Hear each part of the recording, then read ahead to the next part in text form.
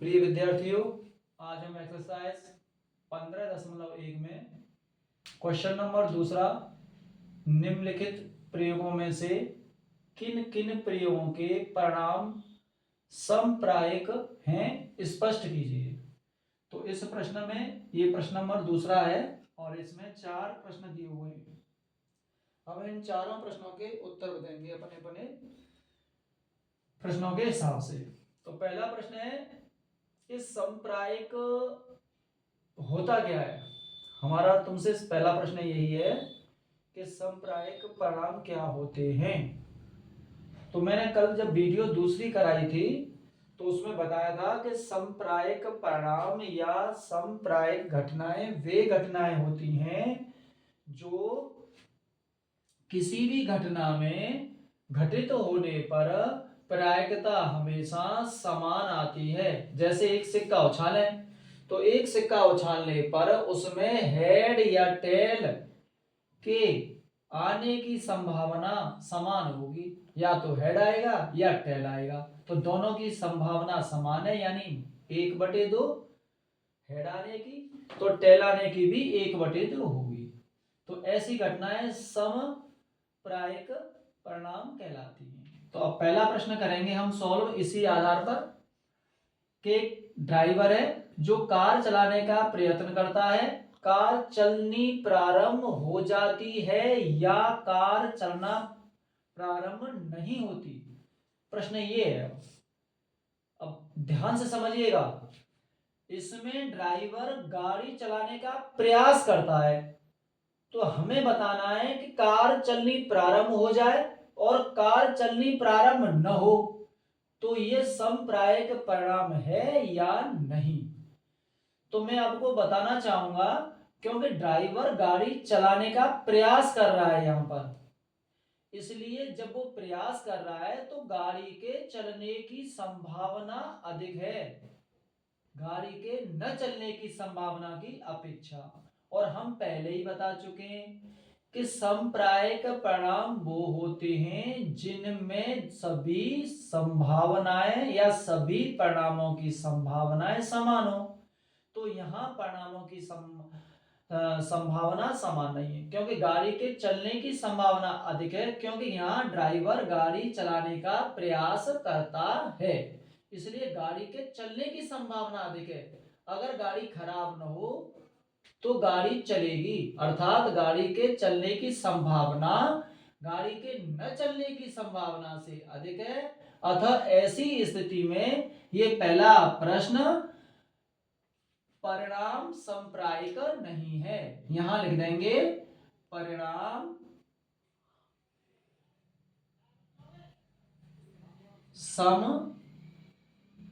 समप्रायिक नहीं है। ये हमने इसमें स्पष्टीकरण दे दिया। अब प्रश्न पढ़ेंगे दूसरा।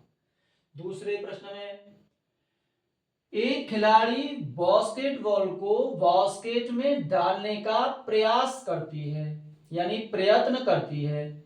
तो आपको यह बताना है कि वह बास्केटबॉल को बास्केट में डाल पाती है या नहीं डाल पाती। यानी डाल पाती है और नहीं डाल पाती में आपको परिणाम समप्रायिक बताना है कि ये है या नहीं। तो ये भी पहले प्रश्न की भांति समप्रायिक नहीं है। क्यों? क्योंकि खिलाड़ी बास्केटबॉल को बास्केट में डालने का प्रयास करती है। यहां पर अगर प्रयास न करती तो बॉल डाली भी जा सकती थी और नहीं भी डाली जा सकती थी, इसलिए यहां पर भी ये परिणाम समप्रायिक नहीं होगा, क्योंकि ऐसी अवस्था में इसमें बॉल के डालने की संभावना और न डालने की संभावना से अधिक है, इसलिए ये घटना भी समप्रायिक नहीं है। ये घटना भी समप्रायिक नहीं है। दोनों में घटना समप्रायिक अभी तक नहीं आई है। और क्यों नहीं आई है? क्योंकि दोनों में उधर ड्राइवर गाड़ी चलाने के लिए प्रयासरत था और यहाँ खिलाड़ी बॉल को वॉस्केट में डालने के प्रयास में है। इसलिए डालने का और गाड़ी चलाने का अनुपात न चलाने और न डालने की अपेक्षा अधिक है। और हम पहले ही बता चुके कि समप्रायिक परिणाम वो होते हैं जिनमें दोनों की संभावना समान हो, इसलिए ये परिणाम समप्रायिक नहीं है। प्रश्न नंबर 3 देखेंगे। एक सत्य और असत्य प्रश्न का अनुमान लगाना है आपको और उसमें बताना है कि उत्तर सही है या गलत है। अब हम अनुमान लगाएं या आप अनुमान लगाओ किसी प्रश्न के हल करने या न करने का, अगर हम उसमें प्रयासरत नहीं है। देखो यहाँ कहीं लिखा नहीं है, जैसे इस दोनों प्रश्नों में लिखा हुआ था कि वो प्रयत्न करता है या प्रयत्न करती है या प्रयास करता है, यहाँ नहीं दिया हुआ है। तो प्रश्न सीधा सीधा है कि एक सत्य असत्य प्रश्न में अनुमान लगाया जाता है कि उत्तर सही होगा या गलत होगा। तो ये परिणाम, क्योंकि इसमें बिल्कुल वैसे ही हुआ जैसे सिक्के को उछाल दिया जाए हवा में तो उस पर हेड आएगा या टेल आएगा, ये रैंडम रिजल्ट होगा। मतलब उसके बारे में हम पहले से बता नहीं सकते कि हेड ही आएगा या टेल ही आएगा। बिल्कुल ऐसे ही ये परिणाम कैसा है, समप्रायिक है। दोनों की संभावना, दोनों का रिजल्ट समान है। उत्तर सही भी हो सकता है और गलत भी, क्योंकि अनुमान लगा रहे हैं। परिणाम समप्रायिक है, समप्रायिक। अब प्रश्न पढ़ेंगे चौथा, लास्ट प्रश्न है ये दूसरे का। एक बच्चे का जन्म होता है, हमें यह बताना है कि वह लड़का है या लड़की है, इसकी समप्रायिक परिणाम की घटना क्या होगी। तो देखा बिल्कुल उसी प्रश्न की तरह है कि लड़का होगा या लड़की, इसके लिए पहले से ज्ञान नहीं है। बच्चा पैदा होने के बाद ही मालूम पड़ेगा देखने पर कि वो लड़का है या लड़की है। तो ये रैंडम रिजल्ट है और रैंडम रिजल्ट जो होते हैं वह स्वच्छ होते, उनके साक्ष्य स्पष्ट होते, इसलिए ये भी परिणाम समप्रायिक होगा। परिणाम समप्रायिक है। मैं एक बार दोबारा से आप लोगों को ये बताना चाहूंगा कि समप्रायिक परिणाम वो होते हैं जिनकी संभावना या जिनका परिणाम समान हो, यानी कि उनकी प्रायिकता हमेशा समान होती है।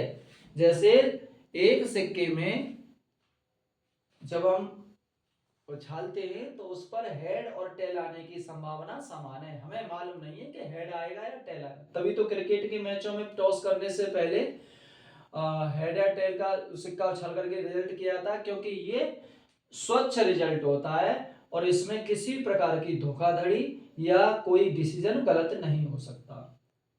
तो ये दोनों घटनाएं आपकी इसमें परिणाम संप्रायिक हैं और पहले दोनों प्रश्न आपके परिणाम संप्रायिक नहीं है, क्योंकि उनमें एक तरफ परिणाम के अधिक होने की संभावना थी और दूसरी तरफ कम। इन दोनों में समान है, इसलिए ये संप्रायिक परिणाम है।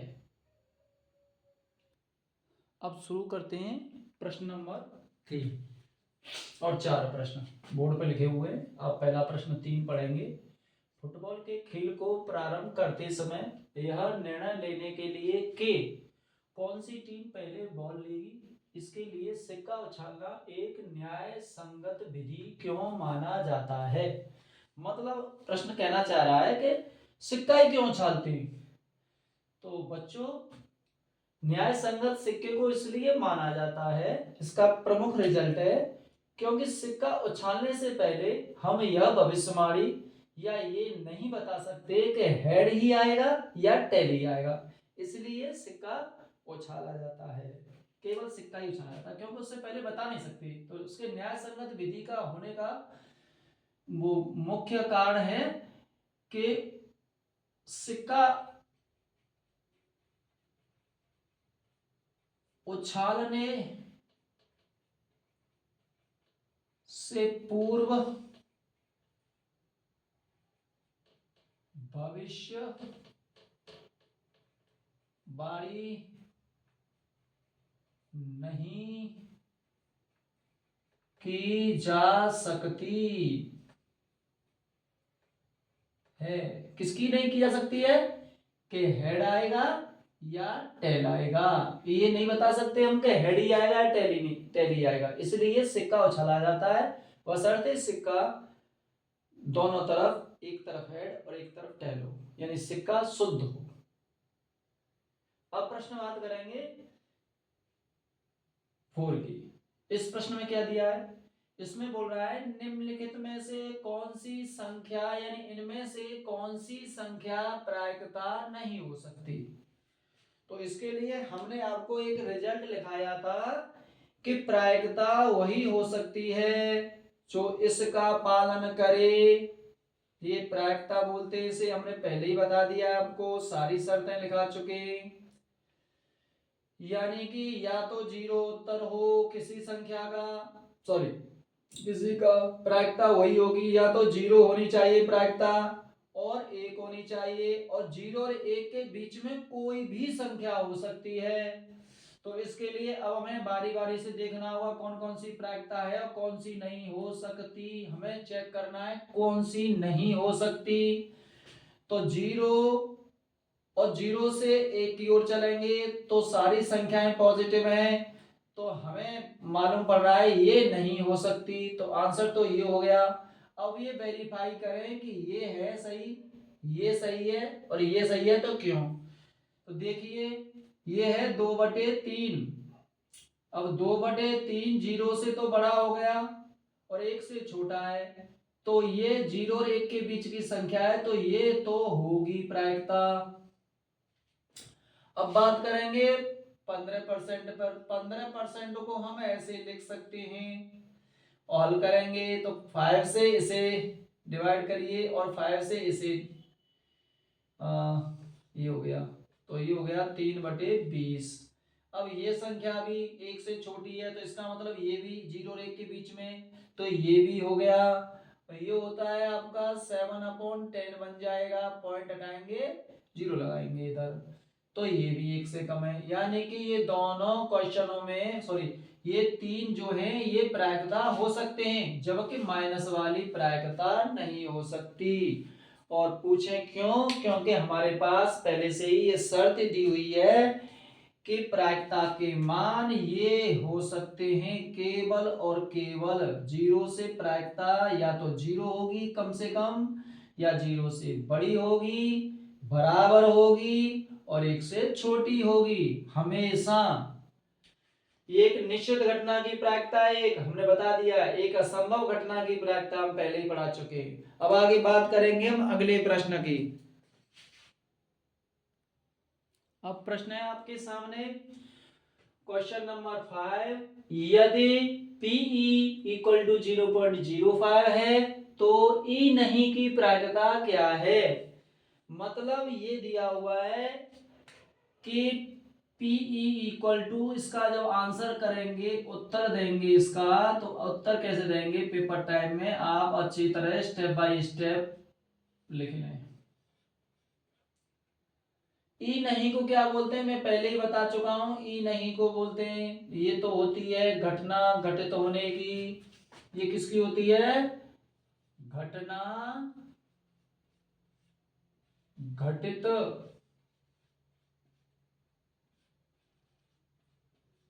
होने पर। और ये है, अगर इस पर डैश लगा देंगे, घटना न घटित होने पर। ये अब हमें निकालना क्या है, ई नहीं मतलब पीई डैश। हमें पीई डैश फाइंड आउट करना है। पीई डैश क्या करना है हमें, हमें ये निकालना है। अब हमारे पास एक सूत्र होता है कि जिसे हमने बोला था कि पूरा घटना, तो ये होती है घटना घटने की और घटना न घटने की प्रायिकता का योग एक होता है। ये है फाइनल हमारा सूत्र, और सबसे इंपॉर्टेंट सूत्र है। इस पर बहुत सारे क्वेश्चन बन सकते हैं आपके पेपर में। तो अब बात करेंगे इन क्वेश्चनों की जो वैल्यू है उसे उठा करके हम यहाँ रख दें, तो यहाँ हो जाएगा पीई की जगह पर क्या रखेंगे 0.05 प्लस पी नॉट यानी कि नहीं घटित होने की इक्वल टू 1। अब हमें निकालना ये है, तो इसे स्टॉप रखें यहीं और इसका करें स्थान चेंज, यानी इसे बराबर के दूसरी तरफ एक की तरफ रखें 0.05। अब इसे घटाएंगे कैसे 1 पॉइंट लगाएं, पॉइंट के आगे क्या स्थान रखने 1 2, तो 2 0 रख लें इस तरह से। अब इस संख्या को इसके नीचे रखेंगे तो 0.05। अब घटाएंगे, यहां से लेंगे कैरी, यहां हो जाएगा 10, 10 में से 5। अब इसे ये उछाल करके गई है यहाँ, तो बीच में रह गया, इसका बचा 9। अब यहाँ क्योंकि कैरी एक ही था वो चला गया, तो यहाँ बचा 0, 0 में से 0 गई 0। तो घटना न घटित तो होने की संभावना या परिणाम निकल के आया 0.95। तो दोस्तों आज हमने आपको क्वेश्चन नंबर 5 तक करा दिया है। कल लेटेस्ट एक मेथड बताएंगे और उस रूल पर हम तकरीबन आधी प्रश्नावली के क्वेश्चन करेंगे। तब तक के लिए धन्यवाद।